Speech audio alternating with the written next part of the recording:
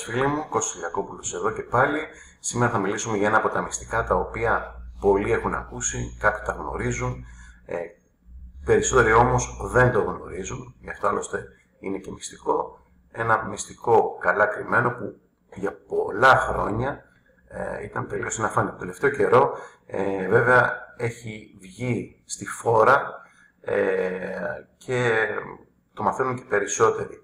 Μιλάμε πάντα για την τεχνητή γονιμοποίηση στα πουλιά, στα καναρίνια, στις καρτερίνες και στα άλλα πουλιά.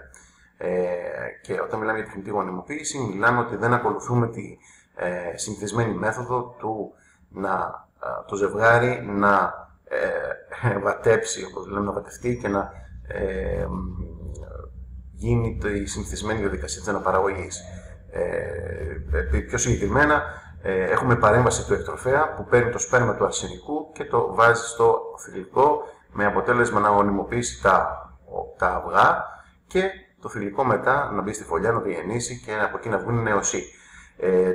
Η συγκεκριμένη μέθοδος προσφέρει ένα φοβερό πλεονέκτημα, προσφέρει το να μπορέσει ο εκτροφέας να επιλέξει εκείνος τα πουλιά που θέλει και μηδενίζει στην ουσία τον παράγοντα της αποτυχίας. Παράγοντα της αποτυχίας όταν μιλάω και λέω, εννοώ ότι να μην ταιριάξουν τα πουλιά, να μην υπάρχει χημεία μεταξύ τους ή κάποιες δύσκολες ράτσες, όπως κάποια σγουρά καναρίνια, κάποια καναρίνια τα οποία είναι δύσκολα εκφύσεως, έχουν πάρα πολύ πτέρωμα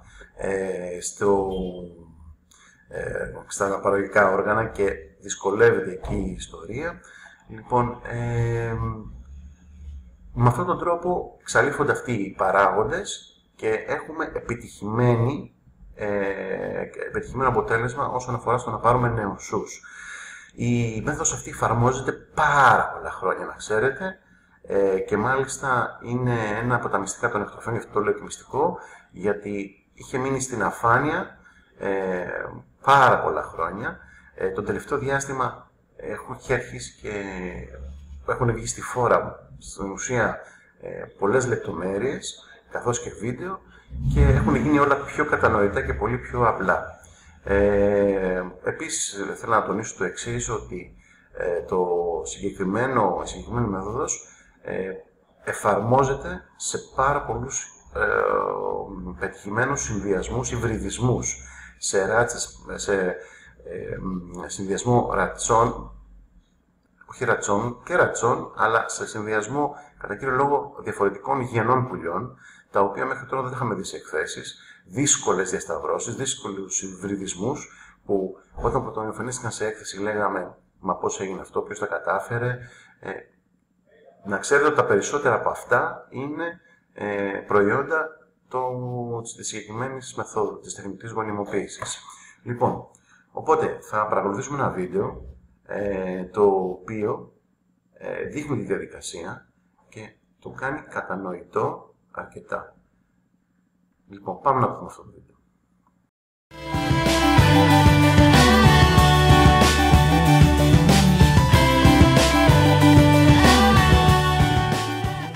Για πάμε λοιπόν να δούμε εδώ, σε αυτό το βίντεο, είναι από έναν Ισπανό εκτροφέα, τι ακριβώς κάνει, πώς ακριβώς κάνει την τεχνητή γονιμοποίηση.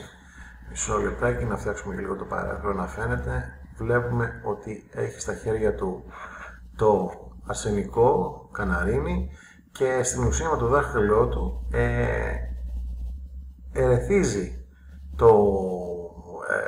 το μόρι του αρσενικού, ούτως ώστε να είναι έτοιμο να παράγει το σπέρμα. Λοιπόν, στην ουσία, βέβαια το αρσενικό είναι ήδη πυρωμένο, έτσι, και φαίνεται αυτό. Λοιπόν, αυτός ακολουθεί αυτή την τεχνική. Έχει προφανώς να κάνει με όσοι έχουν παρακολουθήσει κάποιο βάτεμα, έχουν δει ότι το αρσενικό πάνω στο θηλυκό στην ουσία βεντουζώνουν τα γεννητικά τους όργανα και τρίβονται, με αποτέλεσμα να παράγεται το σπέρμα και να γονιμοποιείται το θηλυκό. Λοιπόν, αυτός ακολουθεί αυτή τη στιγμή αυτό εδώ τον τρόπο. Στο βίντεο αυτό δείχνει μόνο ακριβώς το σημείο το οποίο παίρνει το σπέρμα, όπως θα δούμε, σε μια πιπέτα, ένα πολύ ψηλό δοκιμαστικό σωλήνα. Βλέπουμε εδώ συνεχίζει με τα δάχτυλά του. Το παίρνει, από να δούμε, και το βάζει στο θηλυκό, για να παρακολουθήσουμε και να καταλάβουμε ακριβώς τι γίνεται. Λοιπόν, αυτή η διαδικασία είναι αρκετά λεπτά, όπως φαίνεται. Θέλει σίγουρα προσοχή και θέλει και να μην κάνουμε άγραπες κινήσεις, θέλει ευαισθησία, θέλει τα χέρια μας να είναι πολύ λεπτεπίλεπτα, γιατί μπορούμε να προκαλέσουμε άνετα κάποια ζημιά στο καναρίνι. Βέβαια, σίγουρα υπάρχει και ένα στρες αυτή τη στιγμή στο καναρίνι, έτσι, αυτά είναι ένα από τα μειονεκτήματα. Αυτό είναι ένα από τα μειονεκτήματα της τεχνικής αυτής. Λοιπόν, φυσάει κιόλας ότι βλέπουμε τα φτερά τους, ώστε τα πούπουλα ώστε να μην μπλέκονται, και συνεχίζει αυτό το πράγμα. Λοιπόν, το κάνει αυτό γύρω στα, από ό,τι υπολογίζω εδώ στο βίντεο, πρέπει να γίνεται αυτό κανένα δίλεπτο. Το προχωράω λιγάκι.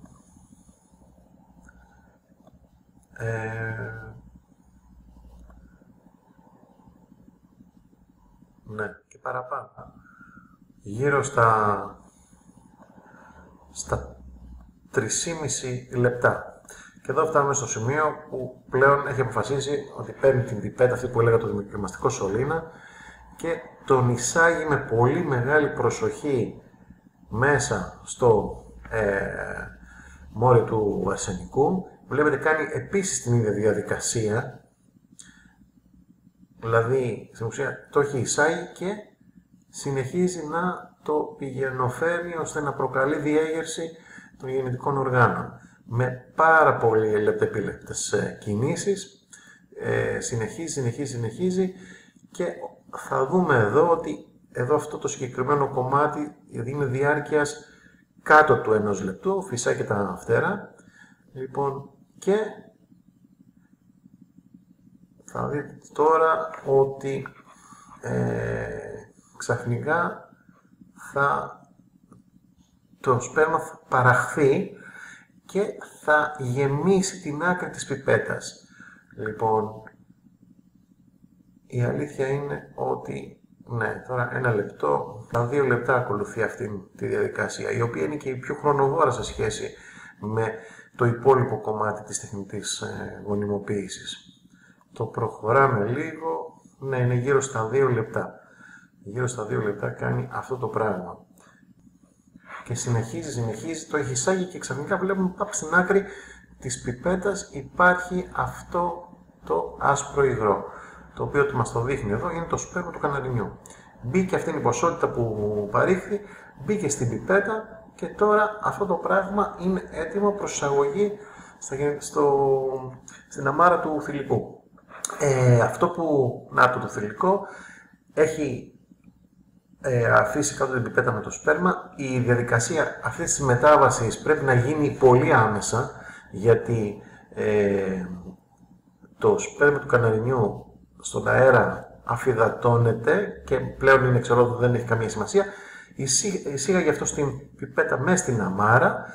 Δεν το βλέπετε εσείς, η πιπέτα στην άλλη της άκρη έχει μια φούσκα με αέρα, η οποία πιέζοντάς την, στην ουσία φυσάει το σπέρμα μέσα στην αμάρα. Λοιπόν, αυτός το πάτησε με τα δάχτυλά του, μπήκε το σπέρμα στην αμάρα, το έλεγξε και πλέον είναι έτοιμο. Αυτό ήτανε, δεν είχε τίποτα παραπάνω. Λοιπόν, από όλο αυτό το κομμάτι, το σταματάω εδώ το βίντεο, δεν έχει κάτι άλλο να δούμε.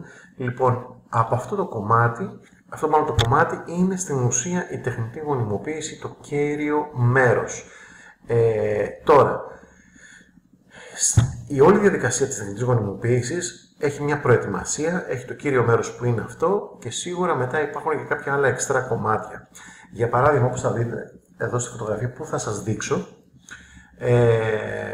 πλέον έχουν γίνει φανερά σε όλο τον κόσμο ότι χρησιμοποιείται τόσα χρόνια αυτή η διαδικασία και πλέον υπάρχουν στο εμπόριο ακόμα και έτοιμα σετ τεχνητής γονιμοποίησης που είναι συγκεκριμένα εξειδικευμένα για καναρίνια ή μικρά πουλιά. Αυτό είναι ένα kit. Λοιπόν, όπως βλέπουμε εδώ, για να δείτε τι οργάνωση υπάρχει πλέον, έτσι. Θα σας εξηγήσω τι είναι αυτά. Αυτό εδώ, το ψαλίδι, είναι για να κόβεις τα φτερά, τα οποία, όπως τα γκλώστερ κάνουμε συνήθως, που κουρεύουμε τα πούπουλα για να μπορέσει να έχει επαφή το αρσενικό με το θηλυκό. Αυτό είναι ένα τέτοιο ψαλίδι, με το οποίο ψαλιδίζεις τα πούπουλα, τα φτερά, για να είναι καθαρή η περιοχή της, η αναπαραγωγική περιοχή. Λοιπόν, αυτές εδώ είναι πιπέτες. Λοιπόν, η φούσκα αυτή μπαίνει από πίσω από την πιπέτα για να σπρώξει το σπέρμα από την άκρη της πιπέτας μέσα στην αμάρα της θηλυκιάς.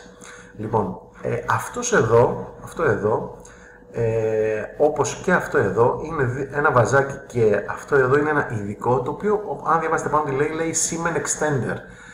Τι είναι αυτό το πράγμα? Αυτό το πράγμα είναι, διατηρεί το σπέρμα για παραπάνω ώρα από όσο χρειάζεται για να φυδατωθεί στον αέρα. Δηλαδή, στην ουσία διατηρεί το σπέρμα λίγο παραπάνω, ώστε να μπορέσει ο άνθρωπος να ολοκληρώσει τη διαδικασία αυτή της τεχνικής γονιμοποίησης. Λοιπόν, εδώ αυτό το μπουκαλάκι λέει disinfectant. Είναι απολυμαντικό, το οποίο μαζί με τα wipes αυτά που είναι γάζες, με αυτό καθαρίζει την περιοχή, ούτως ώστε να είναι αποστηρωμένη από βακτηρίδια. Καθαρίζει δηλαδή την αναπαραγωγική περιοχή και του αρσενικού και του θηλυκού για να γίνει η διαδικασία. Και αυτό εδώ είναι cover slips, γράφει for microscope. Είναι ειδικά διάφανα πλαστικά ταμπελάκια, στα οποία πάνω, προσέξτε πόσο οργανωμένα είναι τα πράγματα πλέον, έτσι, και κάποιοι εμείς από εδώ κοιμόμαστε χρόνια τώρα. Λοιπόν, πάνω εκεί βάζεις μια ποσότητα του σπέρματος και αν έχεις μικροσκόπιο μπορείς να δεις κατά πόσο είναι υγιή και ζωντανά τα σπερματοζωάρια. Και μπορείς κιόλας να καταλάβεις αν το αρσενικό είναι σε κατάσταση καλή γενετικά ή όχι. Λοιπόν, αυτά τα kits πλέον πωλούνται στο εμπόριο. Πλέον φανταστείτε ότι η τεχνητή γονιμοποίηση, έτσι όπως την είχατε στο μυαλό σας, έτσι όπως την είχατε ακούσει, έτσι όπως την είχατε φανταστεί, έτσι όπως την είχατε υποψιαστεί, υπάρχει και θα υπάρχει ακόμα περισσότερο, οπότε κάντε τα κουμάντα σας. Δεν σας λέω ότι ακολουθήσετε αυτή την τακτική, γιατί σίγουρα αντιβαίνει στους νόμους της φύσης, αλλά εδώ πλέον οι άνθρωποι κάνουν τεχνητή γονιμοποίηση, σπερματέγχυση και ότι 1002 άλλα πράγματα. Πόσο μάλλον στα ζώα. Εντάξει, τα ζώα τα ξέραμε ότι γινόταν από πολύ παλιά, αλλά στα πτηνά συντροφιάς είναι πλέον μία τακτική η οποία την βλέπουμε συνεχώς. Είχαμε μια ιδέα, μια υπόνοια, αλλά να ξέρετε ότι αυτή η υπόνοια ήταν βάσιμη και υπήρχε πολύ καιρό πριν και τώρα πλέον είναι πάρα πολύ διαδεδομένη. Γι' αυτό την επόμενη φορά που θα δείτε σε μια έκθεση ένα περίεργο υβρίδιο, το οποίο έχουν παλέψει χρόνια, άμα διαβάσετε βιβλία, χρόνια επί χρόνια άνθρωποι, βάζοντας ζευγάρια συγκεκριμένα με αποτυχίες τη μια χρονιά, τη δεύτερη, την τρίτη, την τέταρτη, την πέμπτη και μετά από πολλές χρονιές κατάφεραν να βγάλουν ένα μοναδικό κομμάτι από αυτό το υβρίδιο ή ποτέ δεν τα κατάφεραν και τώρα ξαφνικά το δείτε σε μια έκθεση να ξέρετε ότι είναι αποτέλεσμα αυτού του πράγματος. Ή άμα βλέπετε πουλιά τα οποία παρουσιάζονται ως πρωταθλητές στα καλύτερα αίματα, είναι γιατί έχει γίνει επιλεκτική αναπαραγωγή και μάλιστα με τεχνητή μέθοδο, δηλαδή με τεχνητή γονιμοποίηση. Είναι στη ζωή μας, πρέπει να γνωρίζουμε σχετικά με αυτό από τη στιγμή που ασχολούμαστε με την εκτροφή των πτηνών και των συντροφιάς και ο καθένας έχει τις σκέψεις του, έχει τις απόψεις του, κατά πόσο αντιβαίνει στην ηθική, κατά πόσο αντιβαίνει στην τακτική, κατά πόσο είναι μη ρομαντικό το να κάνουμε κάτι τέτοιο ή κατά πόσο είναι θεμιτό ώστε να πετύχουμε πάρα πολύ καλά δείγματα, πολύ καλά άτομα από τους νεοσούς της εκτροφής μας. Αυτά για την τεχνητή γονιμοποίηση μέχρι τώρα. Λοιπόν, ευχαριστώ πάρα πολύ που είδατε αυτό το βίντεο. Πατήστε subscribe, γραφτείτε στο κανάλι μου για περισσότερα βίντεο. Ακολουθούν πάρα πολλά και ενδιαφέροντα ακόμα. Γεια σας και τα λέμε σε ένα επόμενο βίντεο.